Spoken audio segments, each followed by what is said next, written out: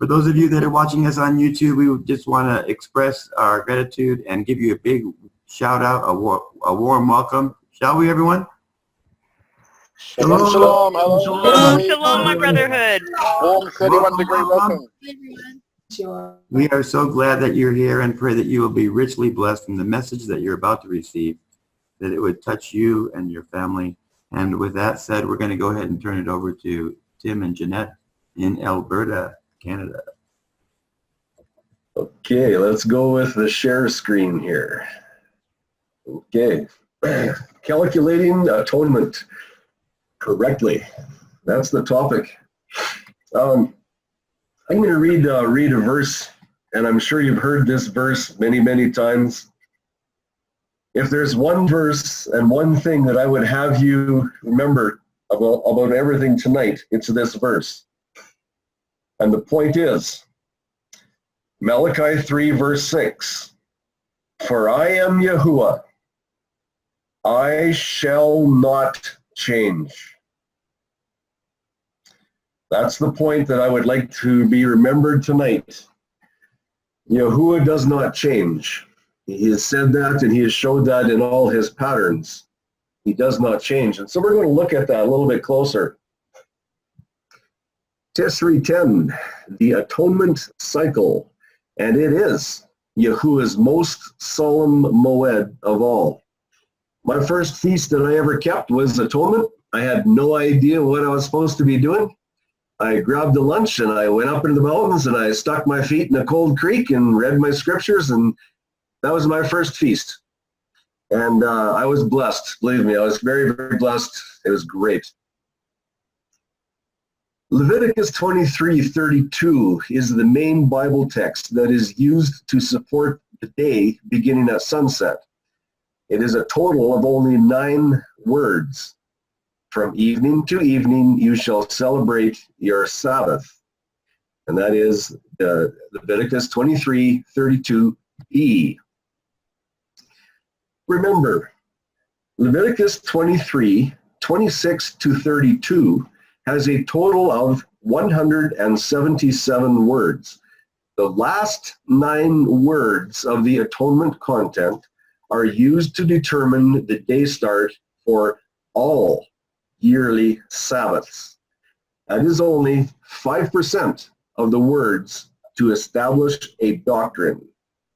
Think about that carefully. Is there something missing? Should we not be considering the rest of the 177 words? Or shall we just stick with the 5% because that's what we've been taught from the person standing in front of us? Questions for atonement. When does this actual Sabbath, Day of Atonement, begin? And when does it end? Oh, I got my pictures in the way here. I forgot to move them. What 2 characteristics that begin the Atonement Sabbath by the evening of Tishri 9 cause it to take part on 2 days? Yes, you heard correctly. 2 days. Would a false mixture and tradition have an effect?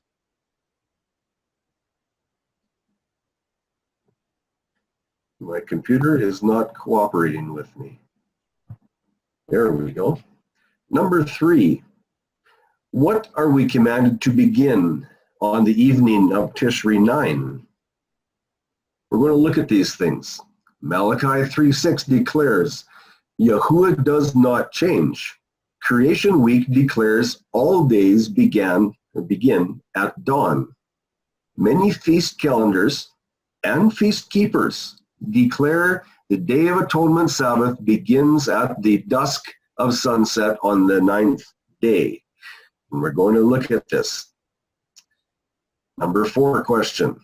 Where is Yahuah's scriptural exemption to commence his Day of Atonement at another time, other than what he has declared? Very interesting question. Final question. Is it possible that you have heard it said that the weekly Sabbath begins at sunset, and then Leviticus 23:32 is referenced for support? I've heard that myself many, many times.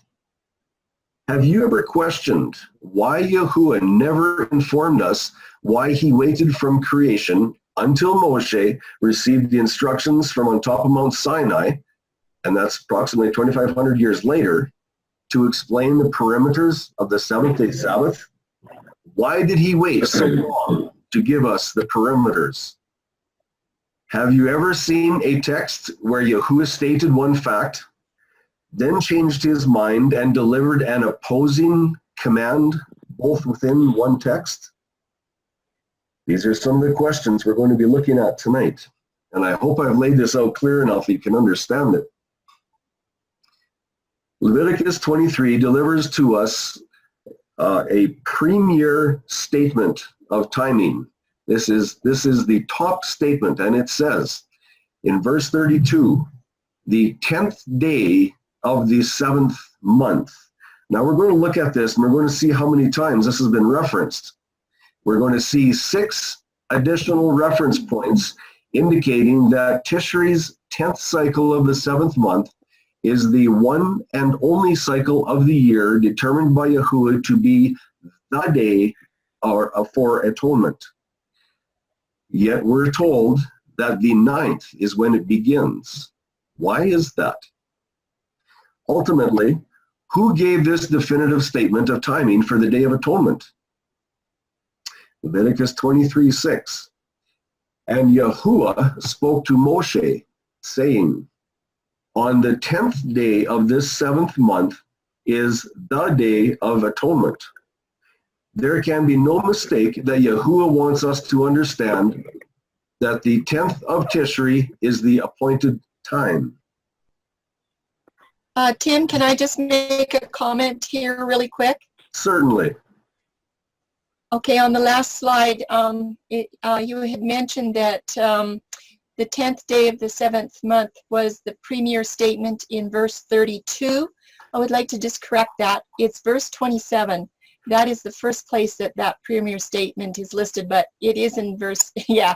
So I just wanted to make that clear because we kind of make these goofs once in a while. Thank you, Charlene. You're very correct. Thank you for paying attention to detail. That's great. Someone's got my back. The commencement and termination of this solemn festival is firmly anchored in the creation account. That is where we see the dawn to dawn pattern start out in the scriptures. What qualifies the caliber of this cycle? On the 10th day of this 7th month is the Day of Atonement. It shall be a set-apart gathering for you. A set-apart gathering, that is the caliber, that is what it's all about. Can we safely assume from this text that the 9th of Tishri is also a set-apart convocation? Where in the scriptures do we find a similar or otherwise statement declaring the 9th of Tishri as a Kodesh convocation? Where? I have not been able to find one myself. Here again, the premier point of assertion, and yes, it's verse 27. On the 10th day of this 7th month is the Day of Atonement. And I have that picture up there with a puzzle piece in it. The word "the," that is a piece to the puzzle. It is a singular day. And that in itself will count out the 9th day of Tishri. Please note very carefully the singular form of text used to describe the Day of Atonement as opposed to a plural effect, the Days of Atonement. This makes it very difficult to rationalize the Day of Atonement starting on the 9th cycle of the month and ending on the 10th cycle of the month. That would involve 2 cycles of the month. Let's look at the 6 reference points pointing to the 10th cycle of Tishri. And yes, you're going to become very familiar with this statement. The premier statement. On the 10th day of this 7th month is the Day of Atonement. It shall be a set-apart gathering for you. That is your first reference point going back and pointing to the 10th day. There's 5 more of them. Let's have a look. Here's reference number 2. And you shall do no work on that same day. And reference number 3, verse 28. For it is the day of atonement, to make atonement for you before Yahuah, your Elohim. And there it is, the references, number 2 and number 3, going back to the 10th day. Did you see a 9th in there somewhere? I didn't. Here's reference number 4. For any being who is not afflicted on that same day, that's going back to the 10th day, he shall be cut off from his people. Reference number 5 in verse 30. And any being who does any work on that same day, that being I shall destroy from the midst of his people. Again, that is a direct reference to the 10th day. And reference point number 6, verse 32. It is referenced back to the 10th day. It is a Sabbath of rest to you, and you shall afflict your beings. Yes, this it word is once again referencing the 10th cycle of Tishri. Whoops, I went too fast.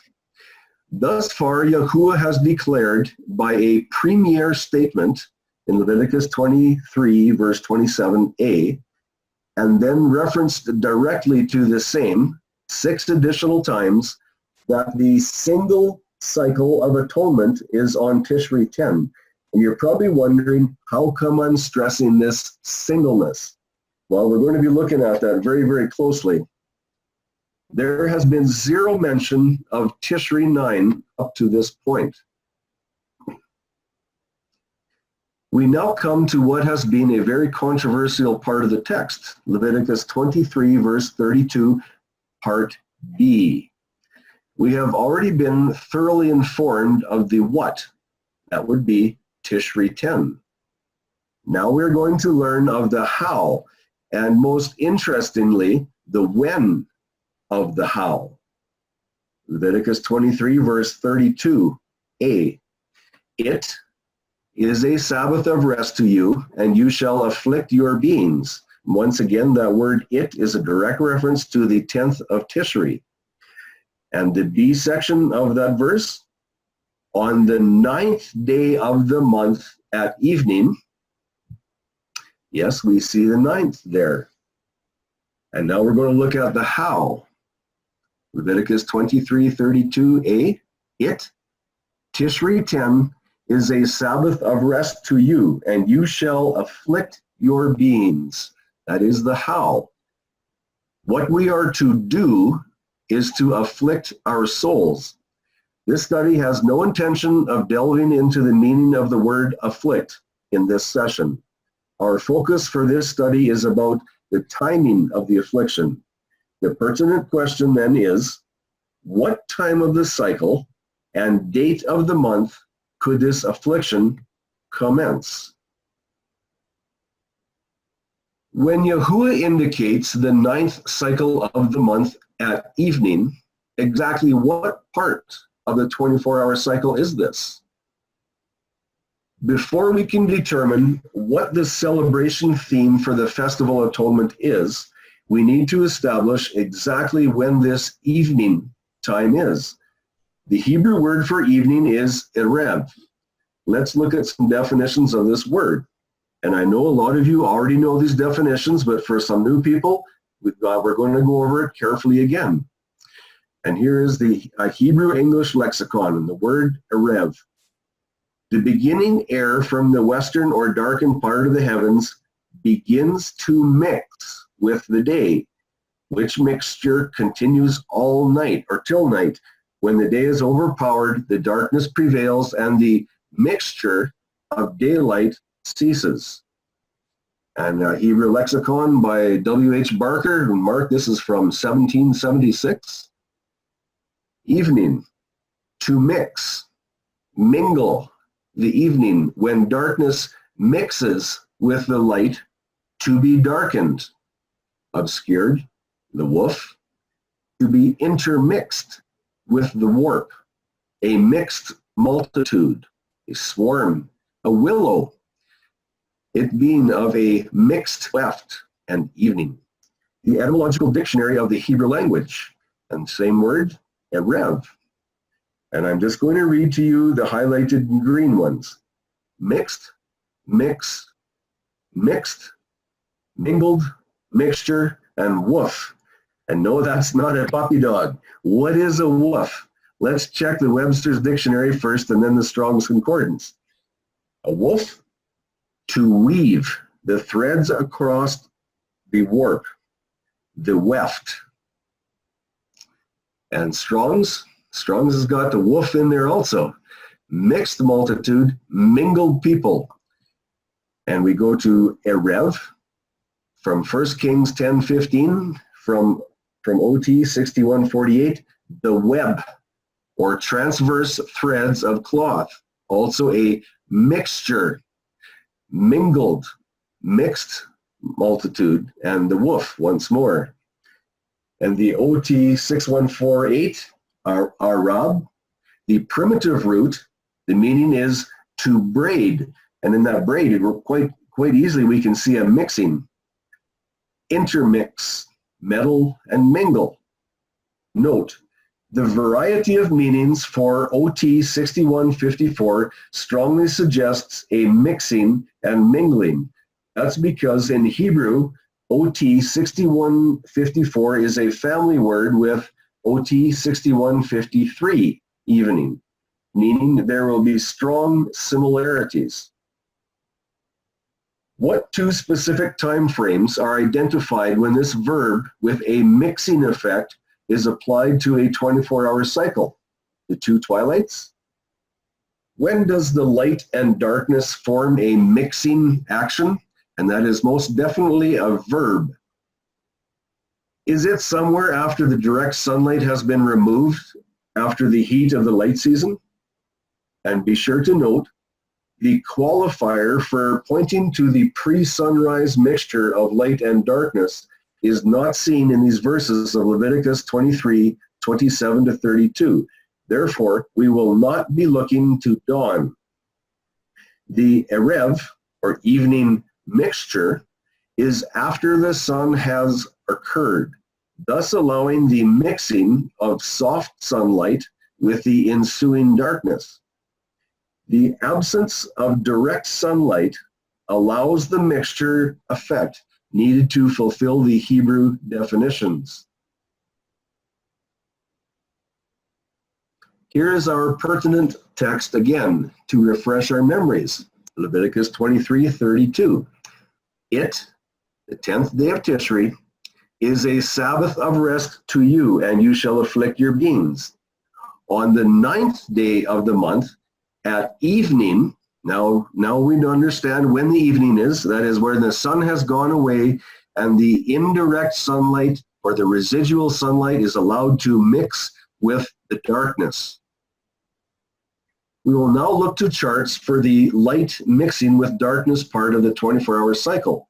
The full purpose of this chart is to express or to expose the exact location of the mixing of light with darkness, the evening factor, for the 9th cycle of the month. And you'd be very surprised how many people do not understand this, and that's why I'm trying to lay it out so we can understand and all be on the same page. The erroneous sunset theory teaching that Atonement Sabbath starts directly before or after the sunset will be exposed soon. Does the Sabbath of Atonement begin on the 9th evening of the month? Or can it possibly be something else that starts there? Let's look at it, shall we? Join the meeting. On the next slide is a statement showing the results of starting the Atonement Sabbath at sunset of Tishri 9. In other words, it exposes the situation which occurs when starting the Atonement Sabbath on the evening of the 9th of Tishri. We will then examine why this unique situation would, or would not exist, and see if there is scriptural support for either scenario. Note where the green oval is, where it sits. There is a huge problem area where this green oval exists, so please watch for it very carefully. How can Tishri 9 be a preparation day for the Sabbath of Atonement on Tishri 10 and a Sabbath day as well?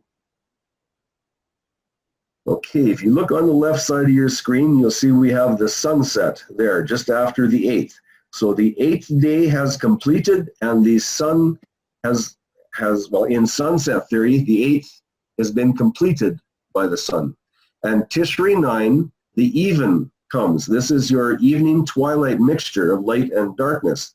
This is the beginning of Tishri 9, right after the sunset. This is according to sunset theory. So what's going to happen here, I'm going to make some statements, and then I'm going to show to you why it is that I say these things.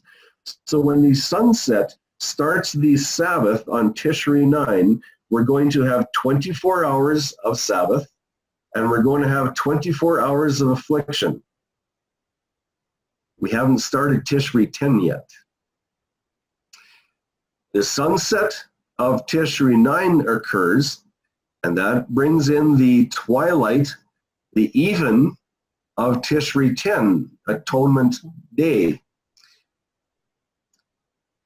So when the even of Tishri 10 comes in, this is going to be our second 24 hours of Sabbath, and it's going to be our second 24 hours of affliction.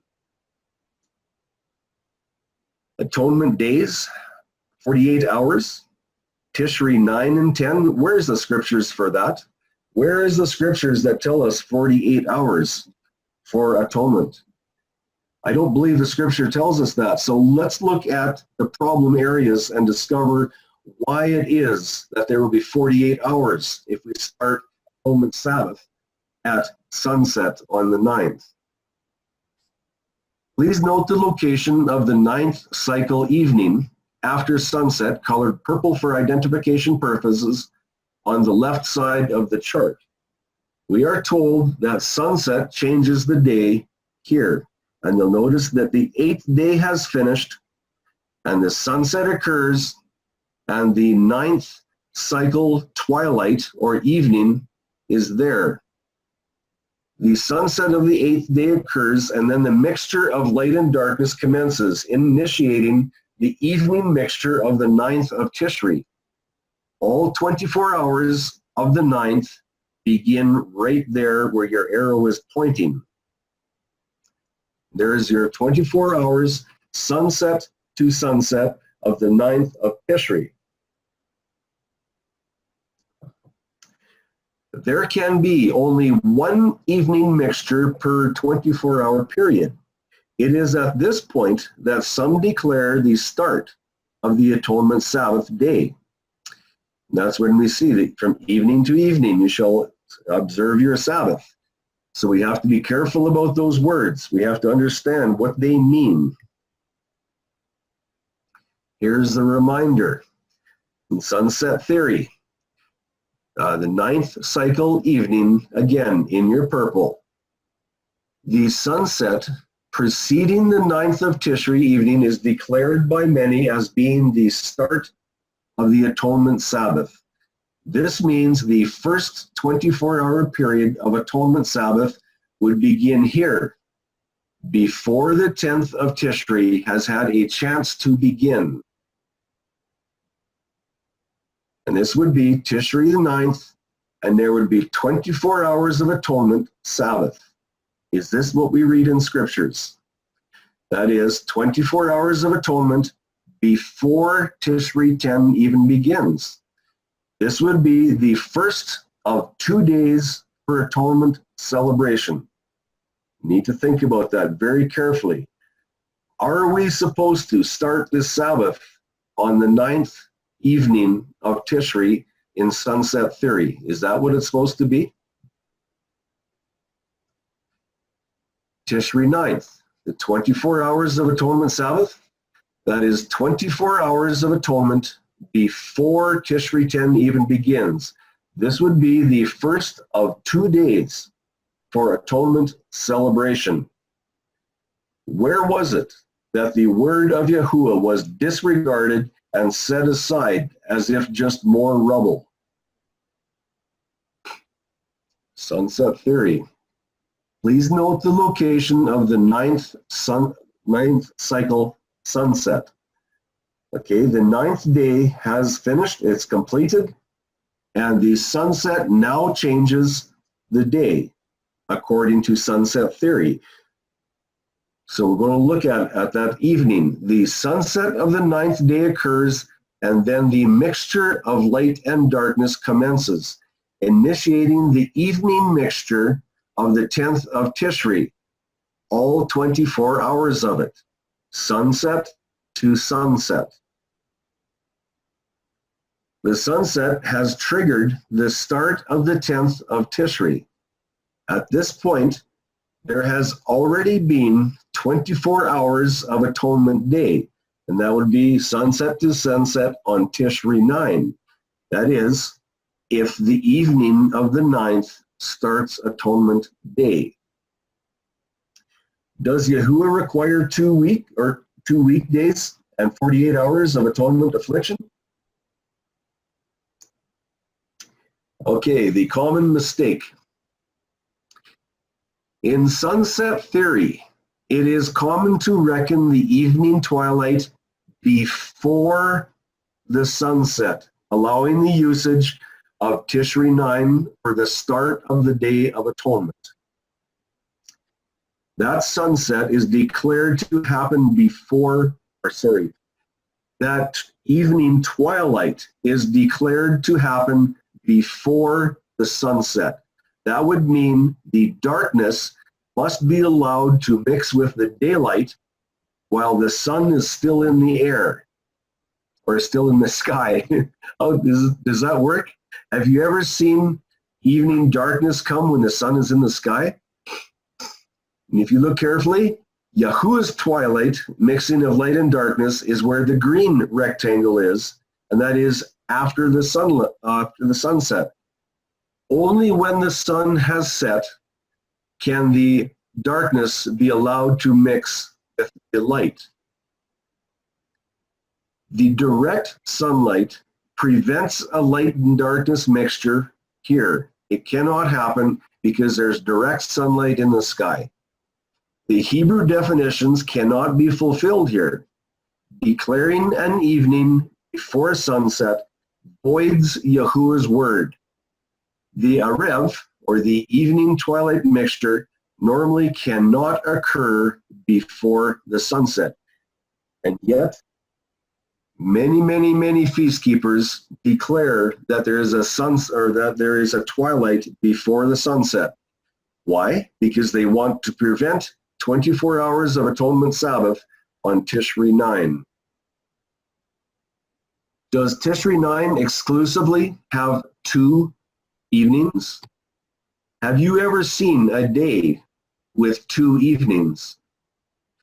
Yahuah's Tishri 9th twilight, mixing of light and darkness, is here after sunset. But man, in order to prevent a 48-hour atonement Sabbath, defies the Hebrew definitions of the word erev, the mixing effect. Man desires to place the second erev, the mixture of Tishri 9, prior to the sunset, where the direct rays of sunlight prevent any darkness from mixing with the light of day. So here we have a very serious problem when people want to defy, go against, and reject the Hebrew definitions of the word. Once you start rejecting the Hebrew words, you can make up and do anything that you want, but it will not be in alignment with Yahuah's word. Look at this carefully. Is it correct to apply 2 evening mixtures in one 24-hour period? You can, if you want to get away with not having 24 hours of atonement Sabbath on Tishri 9, The problem is you're not in alignment with Yahuwah's word. When man defies the Hebrew word definitions, is man at the same time defying Yahuwah's covenant of the day and the covenant of the night? And reference that to Jeremiah 33:20. When man declares darkness occurs before sunset, is this a confusion of Yahuwah's covenant of the day? If that is confusion, where does that confusion come from? Who is the father of confusion? A complicated problem needing a solution. If sunset theory wants to have Tishri 10 as the Day of Atonement, then this theory has no choice but to claim that Tishri 9 has 2 evenings, like this. An evening after the sunset of Tishri 8 that begins the 9th day, and an evening mixture of light and darkness prior to and during the sunset on Tishri 9 to end the 9th day. That would be 2 evenings in 1 day. Sunset theory would then be demanding 2 evenings back to back, split by a sunset. Think about that very carefully. Does that make any sense? 2 evenings back to back, split by a sunset? Who ever heard of any day having 2 evenings? Any solution to the problem? Yahuwah's covenant calendar requires Tishri 9 to need only 1 evening, not 2, to honor these celebration guidelines for Tishri 10. Next, we will be examining every segment of verse 32 for a complete understanding of the true context of this verse. There are 2 times when, by divine intervention, it became dark during the time when the sun was high in the sky. The third event is under question. Number 1, when the plague of darkness blackened Egypt and Pharaoh's heart. That was a divine intervention. Number 2, when at Golgotha, with Yahusha hanging on the cross, it became dark from the 6th hour from dawn until the 9th hour from dawn.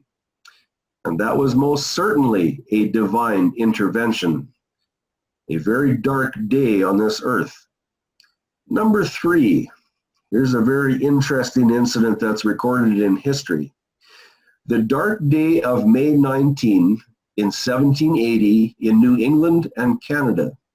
This event is definitely questionable and up for deep discussion. How often have you seen darkness take over the sky when the sun is still directly shining on the land? It makes no sense whatsoever to have the Day of Atonement start at sunset. By default of sunset theory characteristics, total misalignment with Genesis 1 and Yahuwah's statutes become inevitable. The question then are, when does Tishri 10 begin? What commences in the evening of Tishri 9? We are told to come to Yahusha as little children, ready to learn from an uncluttered platform. Matthew 18:3 says, and said, Verily I say unto you, except ye be converted and become as little children, ye shall not enter into the kingdom of heaven. So what is it that we should do? Shall we become as little children? Let's put on our little children hats and look at what the scriptures declare for the start of Tishri 10, the 10th day of atonement. And you see this little child here, as cute as a button, putting on a hat. And he's putting on something that he doesn't understand, and it's pulling over his eyes, and he can't quite understand what's going on. But you know what? He's stepping out in faith because he has been told to do it. His father suggested it. and he's pulling over the hat, and he's doing it in faith, and the Father will bring him understanding. Let's look at the covenant calendar of Tishri 9 and see if this makes more sense according to the scriptures. Please note the 9th of Tishri morning Erev, or the twilight mixture, and it is before sunrise. Tishri 9 starts at dawn as per Genesis 1 and the creation account. And you'll see that blue square just before the sunrise. There's the next one. That is sunset. The sunset of the 9th of Tishri occurs, and the Erev, the evening twilight mixture period, ushers in the night season. And my question to you is, what else does this Erev initiate? Remember, this is the 9th of Tishri evening. So what is it that begins on the 9th evening of Tishri? There is an extremely important aspect that is very specifically actuated by the evening mixture of Tishri 9. However, we will continue by looking at the timing of Tishri 10 according to Yahuah's covenant calendar, and we are going to come back to this point of the evening of Tishri 9. Okay, we're going to look at Tishri 10 here. Tishri 10 starts at dawn, and that is again as per Genesis 1 creation. The 10th of Tishri, morning Erev, twilight mixture, before the sunrise. And the Atonement Sabbath begins at the first light of dawn and lasts until the following dawn. 24 hours only of Tishri 10 Shabbat.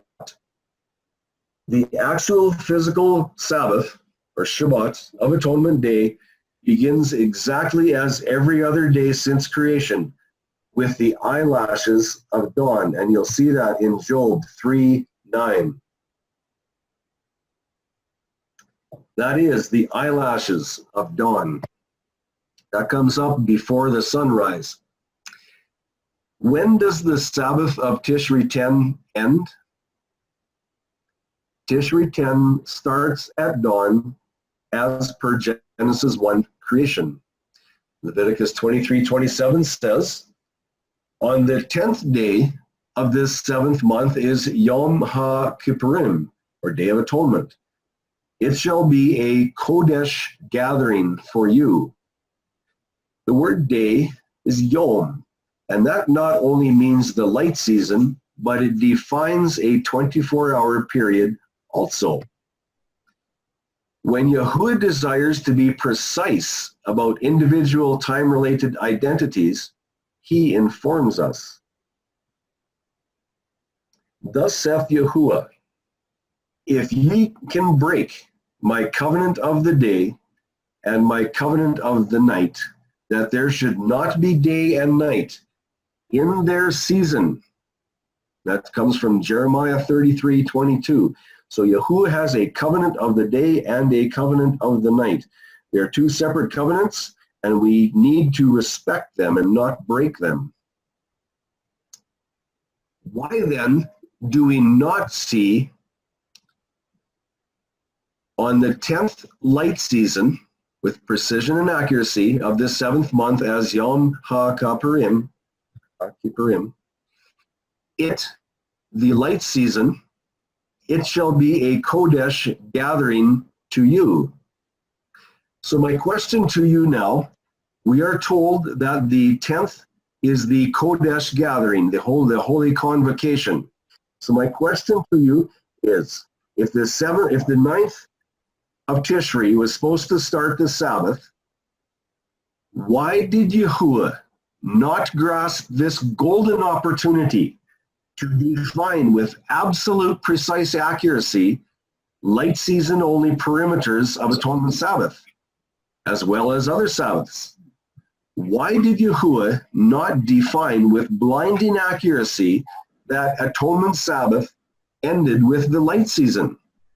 Right here would be the perfect opportunity for Yahuah to tell us that the Atonement Sabbath ends with the light season, but he did not do that.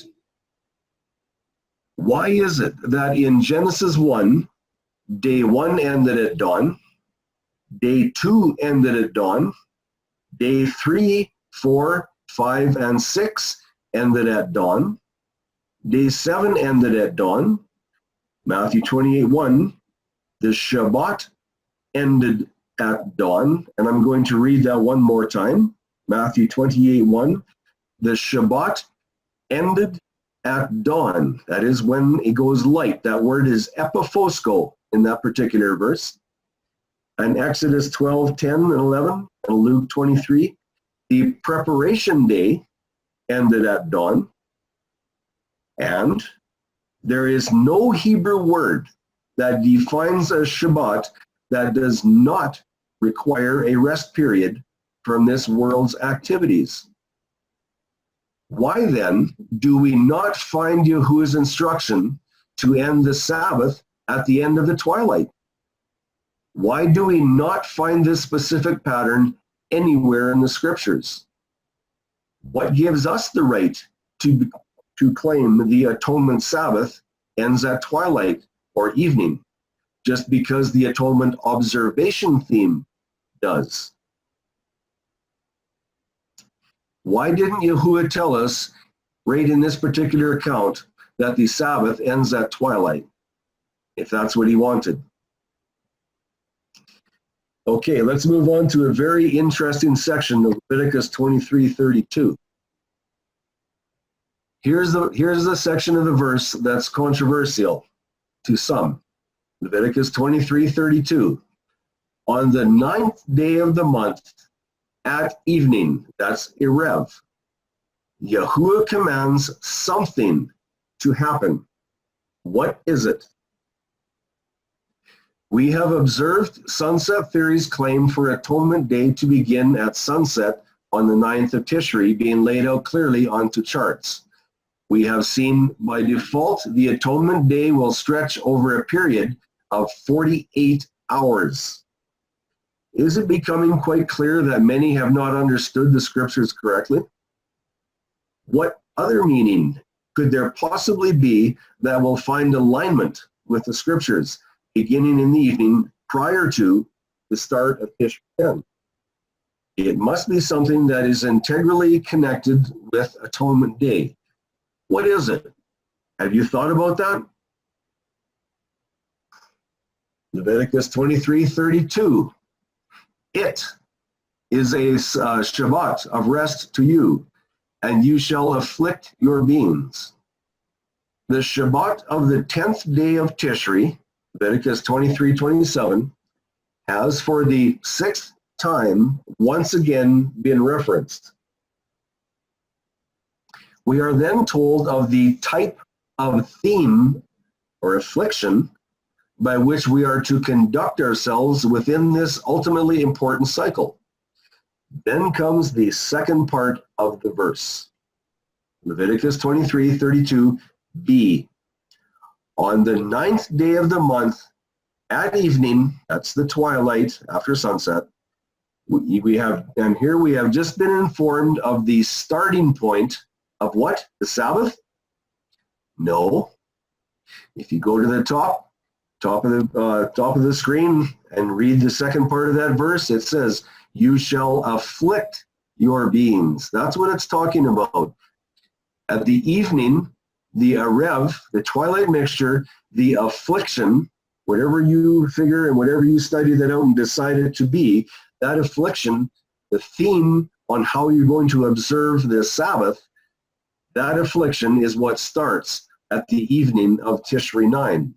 Not his Sabbath day of atonement. The time to begin our personal affliction is at the Erev, the evening twilight, the light and darkness mixture by definition.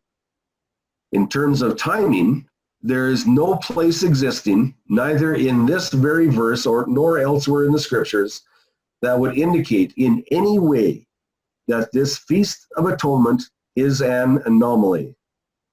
The Shabbat for the Feast of Atonement always begins exactly the same as every other cycle at dawn. Remember that verse? Yahuah says, I do not change.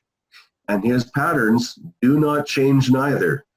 When the days started at dawn, at creation, that is the way they start continuously forever in the Shana year.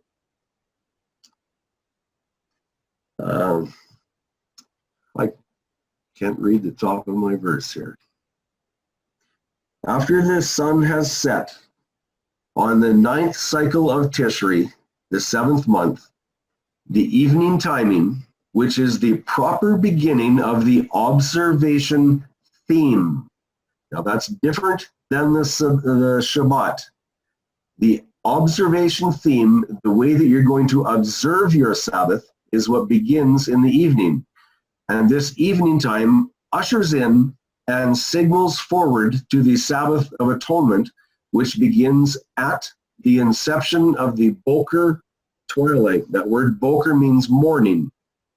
That is when the Sabbath day of Atonement begins. But the observation theme by which and how you are going to respect the Day of Atonement begins with the evening on Tishri 9.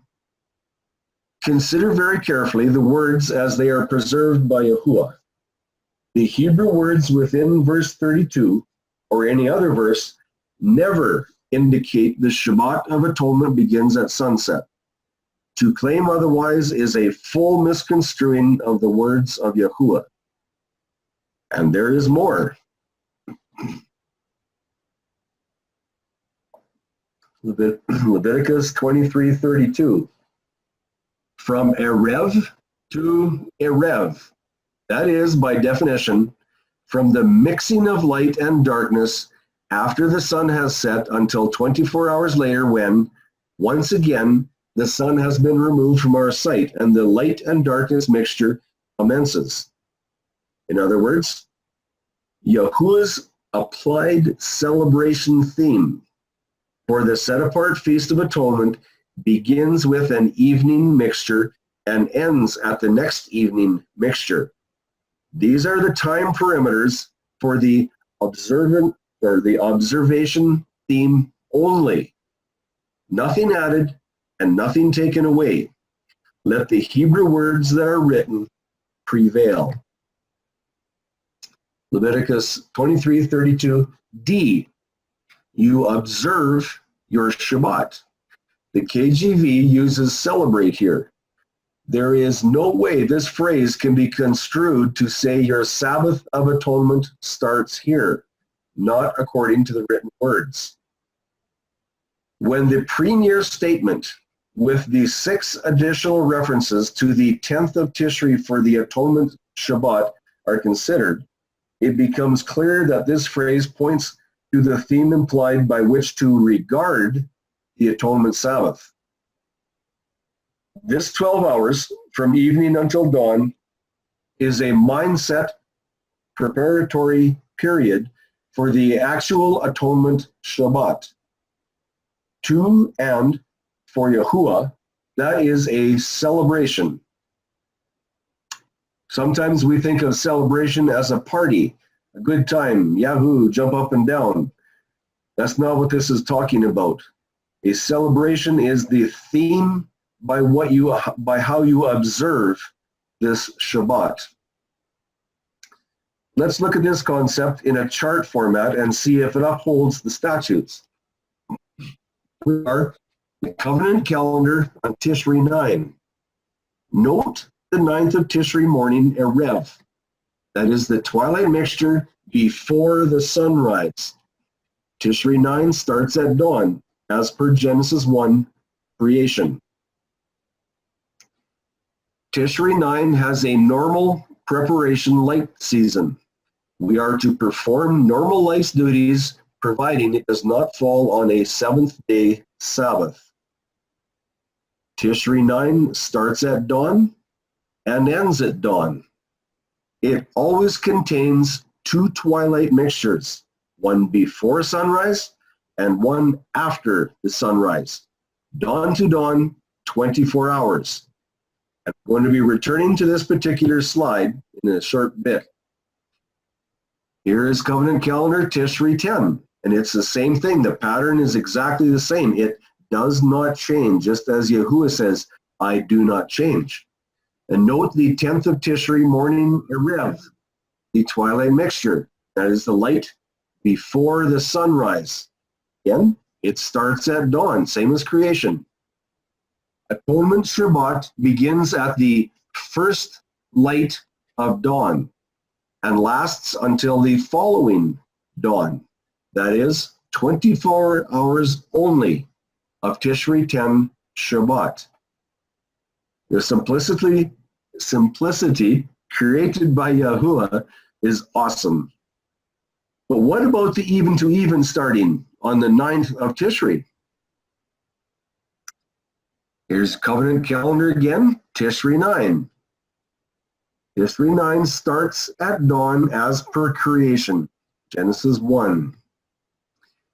Preparation day, Tishri 9, we have been given a very special command for the precise time when the moment the sun has removed itself.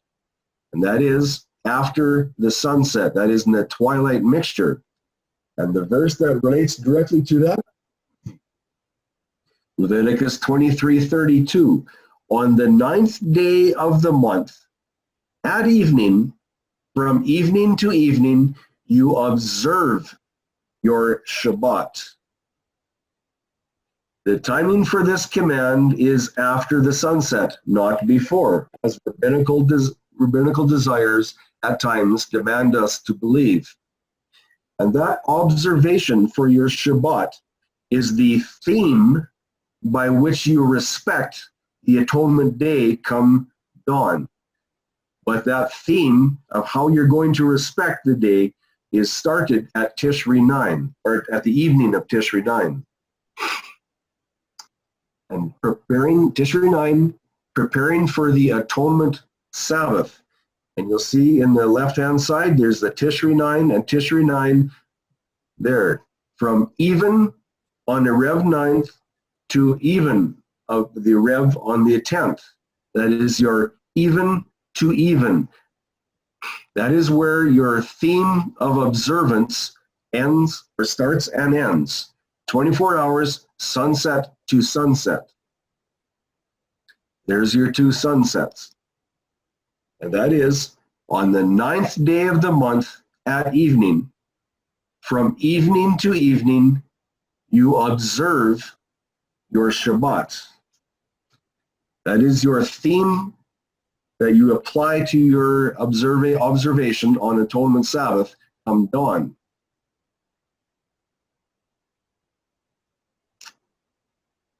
And that observe is another word in as respect.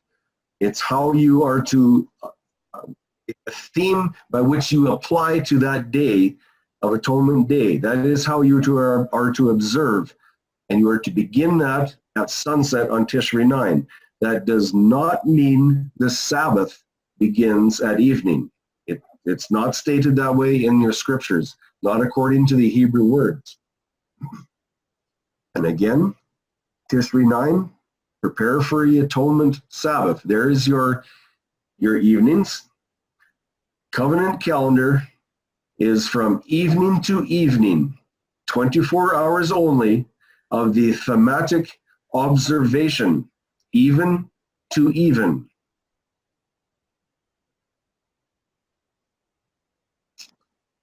And here we are from dawn, the Erev on the 10th to dawn, the Erev on the 11th. There's 24 hours for Tishri 9 from dawn to dawn. You'll see that on the left half, and on the right half of the page, from dawn to dawn, that is your Atonement Sabbath. Dawn to dawn, dawn to dawn. 24 hours only of Atonement Sabbath. Leviticus 23:27. On the 10th day of the month is Yom HaKippurim, Day of Atonement. It shall be a Kodesh gathering for you. And remember that word "it" is speaking directly to the 10th day. It does not indicate the 9th as a Kodesh gathering. The Sabbath does not start at sunset. And here we see 24 hours only of Atonement Sabbath. And that is exactly what we read in the scriptures. The Atonement Sabbath does not happen on Tishri 9. And the observation, the theme observation goes from evening to evening. Tishri 9 to Tishri 10 evening. 24 hours of atonement thematic observation. Remember, this study is not about how to observe the atonement celebration, but is focusing specifically on timing alone. And I might be going through this a little bit too fast for you, so I hope that you will look this up on our website, www.Study the Calendar, and go over it yourself at your own leisure to make absolute certain that you understand this very, very well. The Atonement Sabbath is from dawn to dawn, and there is your 2 dawns. That is your 24 hours only of Atonement Sabbath. And I hope you can see the division of the 2 different sections right there by the 2 arrows. They kind of overlap. Have you noticed there are 2 things to understand about this Day of Atonement study? The 24-hour, the affliction celebration, is from the even of Tishri 9 to the even of Tishri 10. And the second one, the 24-hour solemn observation, is from the dawn of Tishri 10 to the dawn of Tishri 11. That is when your Sabbath, your Atonement Sabbath is, 24 hours of it from dawn to dawn. But yet your theme by how you observe the Sabbath, how you respect the Sabbath, that starts at the even of Tishri 9 and goes to the even of Tishri 10. Day, or Yom, not only means the light season, but it defines a 24-hour period also. These are some verses to consider when thinking about the 24-hour period identified by Yom. Some are arguable, some are not. There are many more. And these are just the verses where you see the word Yom that includes a 24-hour period.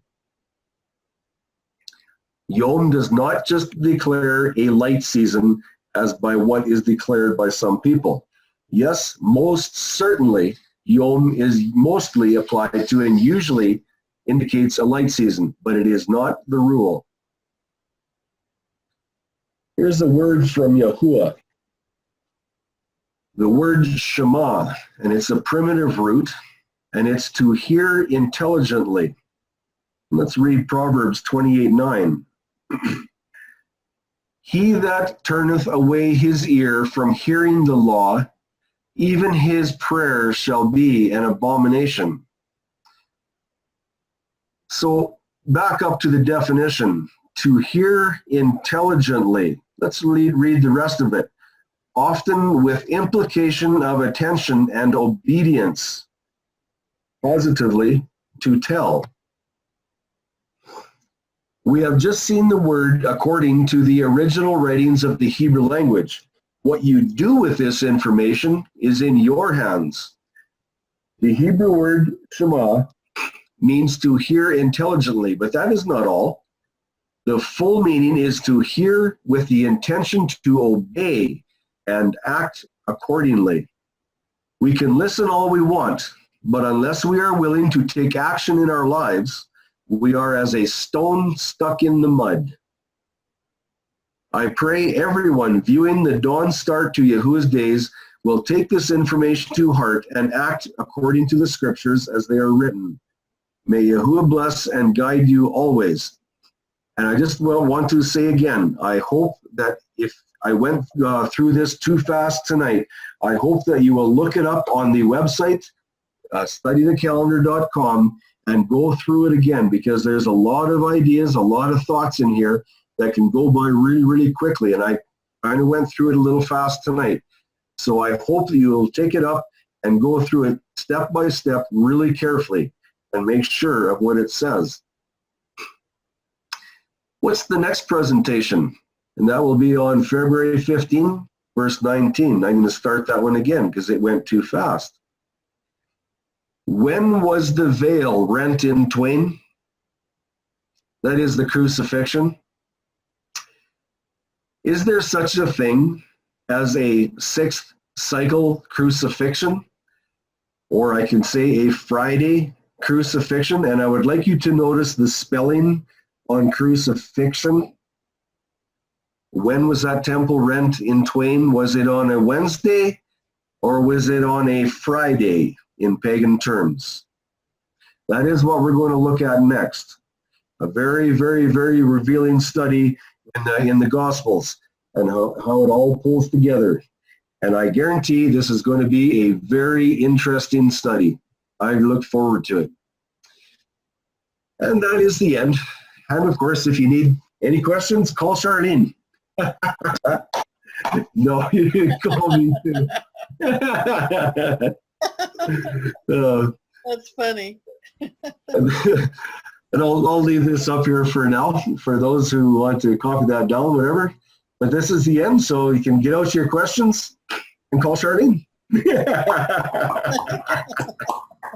Wonderful job. Wonderful. Thank you, Tim. Thank you. Great job.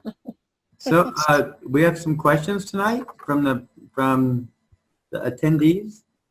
And for those of you that are watching us on YouTube, if you're not able to attend the question part afterwards, which I'll just let you know right now, oftentimes is a very blessed time. You can join Covenant Calendar Club at studythecalendar.com up in the right-hand corner on the research section or resources section. So, anyway, questions, comments?